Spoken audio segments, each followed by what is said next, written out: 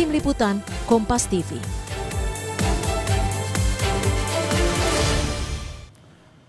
Untuk mengetahui perkembangan pemeriksaan Roy Suryo dan juga advokat Egy Sujana dalam kasus ijazah Presiden ke-7 Joko Widodo, kita tanyakan kepada jurnalis Kompas TV Asri Gunawan dan juga juru kamera Aufa Farid. Selamat petang Asri, apa saja yang digali oleh polisi dari pemeriksaan hari ini?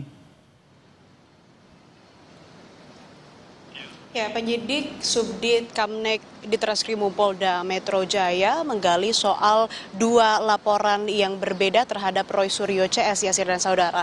Laporan pertama adalah yang dilayangkan oleh Joko Widodo terkait dengan dugaan fitnah dan pencemaran nama baik menggunakan media elektronik. Adapun pasal yang disangkakan adalah pasal 310 KUHP dan atau pasal 311 KUHP dan atau pasal 305 junto pasal 51 ayat 1 Undang-Undang Informasi Transaksi Elektronik.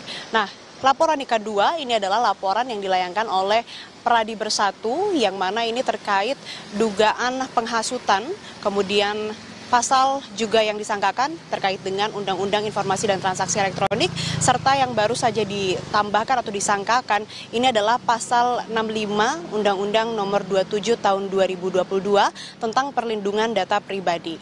Memang Roy Suryo tidak merinci pertanyaan apa saja yang dilontarkan oleh penyidik kepada pihaknya, kepada Roy Suryo dan juga pihak-pihak yang dipanggil dimintai klarifikasi, tapi ia mengaku dihujani 85 pertanyaan mulai diperiksa sejak pukul sekitar 10 pagi begitu hingga pukul 3 sore, dan ia menyebutkan juga dari pihaknya sudah memenuhi panggilan dari Polda Metro Jaya, penyidik Polda Metro Jaya, tapi juga tadi ia mengatakan bahwa ia menggunakan haknya untuk keberatan menjawab begitu, tapi dengan catatan ia sudah memenuhi panggilan tersebut. Dan selain dari Roy Suryo yang diperiksa hari ini di Polda Metro Jaya, ada juga 5 orang lain, yakni Egy Sujana, Rismon Sianipar, Rizal Fadilah, Kurniatri Royani, dan juga Rustam Effendi. Sebetulnya ada satu lagi, Fauzia, yang harusnya diperiksa juga hari ini, tapi berhalangan. Dan tadi yang terakhir kali diperiksa adalah Rismon Sianipar, dan ia menyatakan juga bahwa memang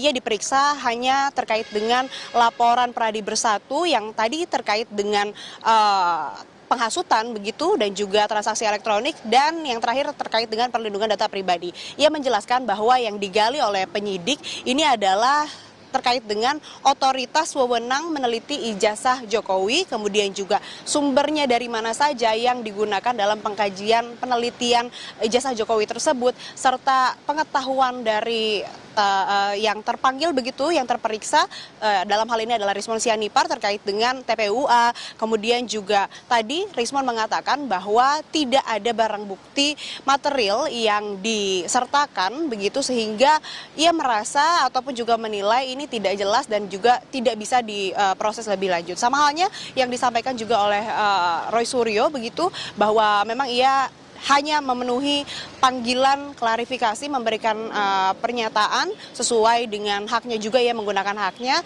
Tapi tadi yang ditekankan juga sama seperti Rismon, Roy Suryo mengatakan bahwa ada pasal-pasal yang tidak terpenuhi atau unsur yang tidak terpenuhi. Di antaranya adalah harus ada yang terhasut, kemudian harus ada yang dihasut, dan juga apa dampak dari penghasutan tersebut. Karena menurut Roy Suryo, penilaiannya ini tidak ada dampaknya atau keonaran yang terjadi atas dugaan ataupun juga tuduhan yang disangkakan kepada Roy Suryo CS. Dan dari pihak Roy Suryo sendiri yang memang sudah melaporkan terkait dengan dugaan ijazah palsu Jokowi ke Bareskrim Polri, ini besok lusa begitu tanggal 9 hari Rabu ini akan diadakan gelar perkara khusus di Bareskrim Mabes Polri. Sementara demikian, Yasir, kembali ke Anda. Terima kasih jurnalis Kompas TV Asri Gunawan atas informasinya dari Polda Metro Jaya.